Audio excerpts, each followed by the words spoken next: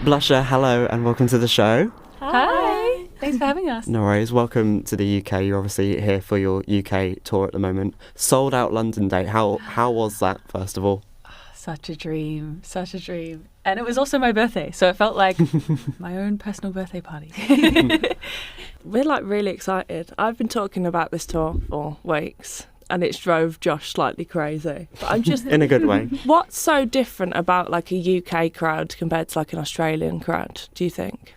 That's a good question. I feel like we'll have a more fleshed out answer for you maybe at the end of the tour, but the main difference I think this time is just that it's our headline shows. We've been to the UK before as a support act and we've loved doing that. It's really fun. But there's this certain element of having to win the crowd over and prove yourself, and basically no one has heard of you or heard your songs before until the end of the set. So I think this time the main difference is just it's very surreal, people knowing all of our lyrics and kind of being there just for us. It's really cool. But I will say, on the singing lyrics, it's really cool to hear our lyrics sung with an English accent, which is the fun. Well, let's talk about the song that we've chosen, Racer. It comes from your latest EP of the same name. And when I listened to it the first time, I was thinking, it sounds so modern and quite nostalgic at the same time. And I was dying to hear this in a club. You said in your interview when you did Triple J's Like a Version that you had quite a nostalgia for the 2010s and you came together because of a love for Kesha deep cuts, which I can resonate with. What was your sort of inspirations for this track and the EP as a whole?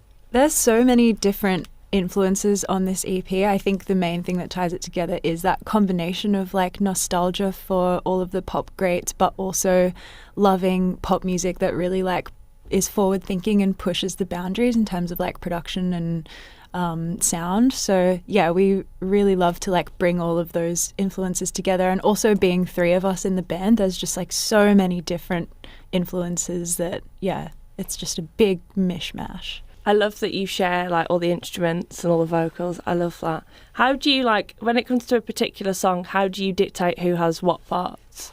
Oh, we kind of just see who's gravitating towards which thing or which instrument. It's definitely different every time, and especially we are doing a Kesha cover tonight, and for that cover we were kind of I don't know, I guess we all have a little audition of each part and see what feels right.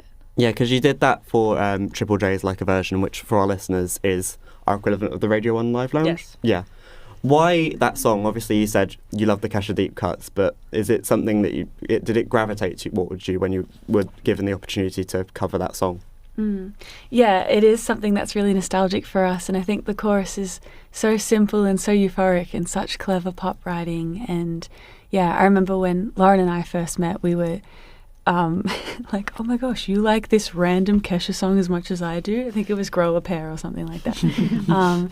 And yeah, all three of us have been such huge fans of hers, and we made huge playlists of what songs we should cover for Like a Version, and it actually took us a long time to decide on one, and this song just had everything that we were looking for in a cover.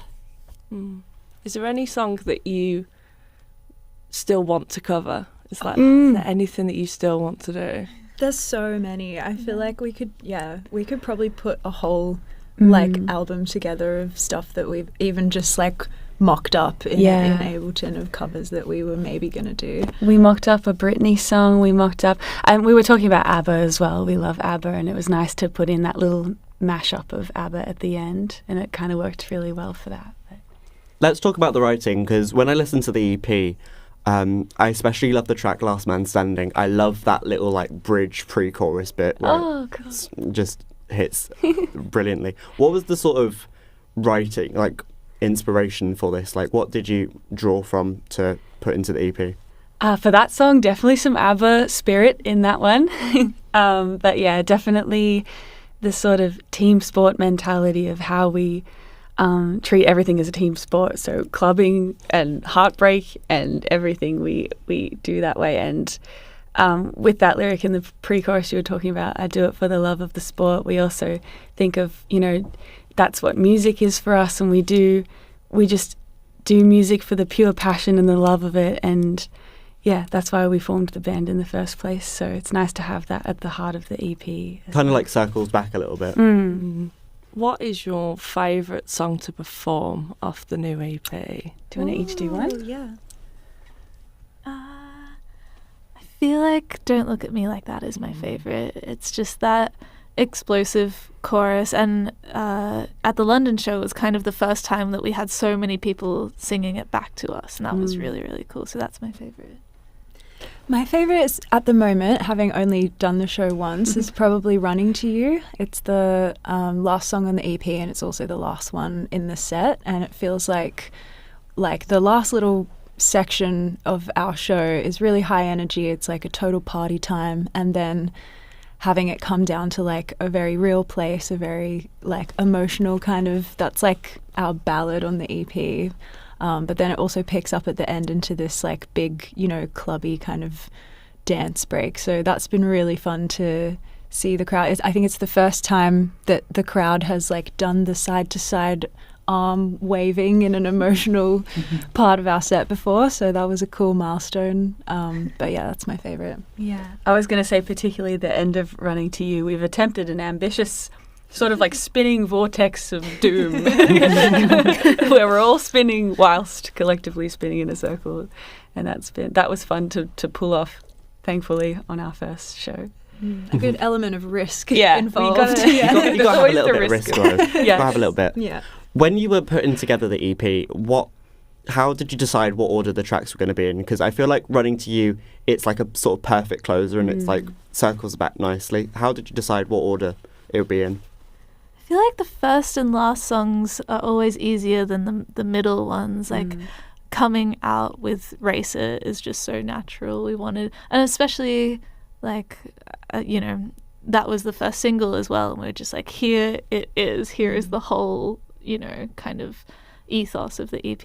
And then, yeah, Running to You was always meant to be a closing track. So those made sense. And then I guess in general, we kind of like to have a little bit of ebb and flow. It's tricky in such a small body of work. But yeah, I don't know. Everything kind of just fell into place. It felt really obvious, but also the way that we ended up solidifying it is not having two titles about running next to each other.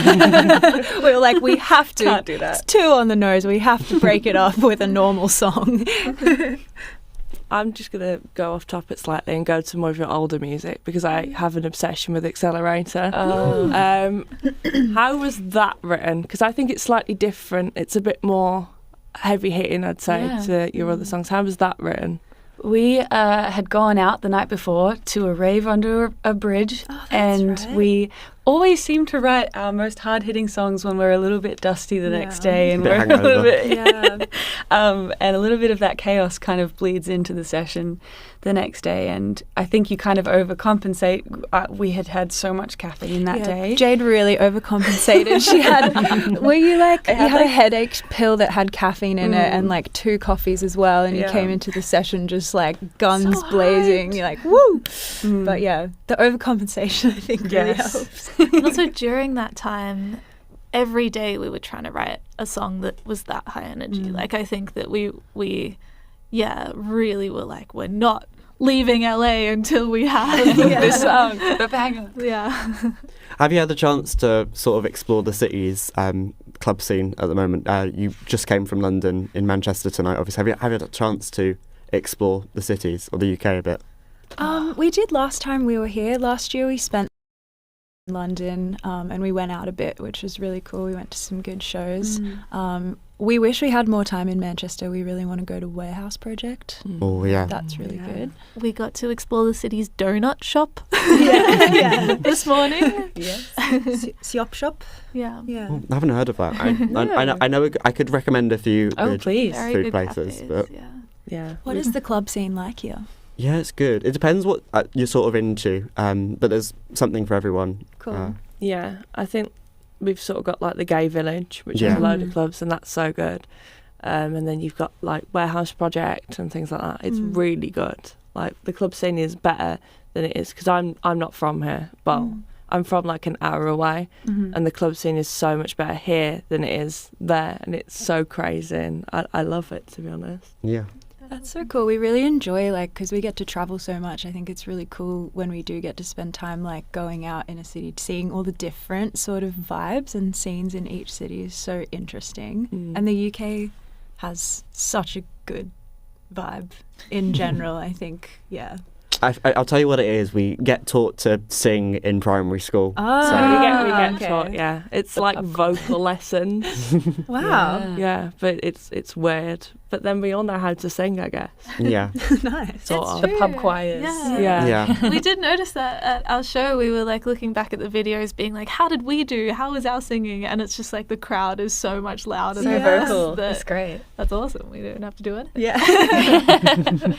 What do you think then the Manchester crowd will respond best to tonight? What song do you think they're going to? Maybe Accelerator. Yeah. I feel like they're a little bit feral. So Yeah. I can get with I that. can get with that, definitely. So Manchester tonight, obviously, but looking forward, you've got the rest of the dates on your UK and Europe tour. Can we expect an album soon? we're always working on an album. Yeah.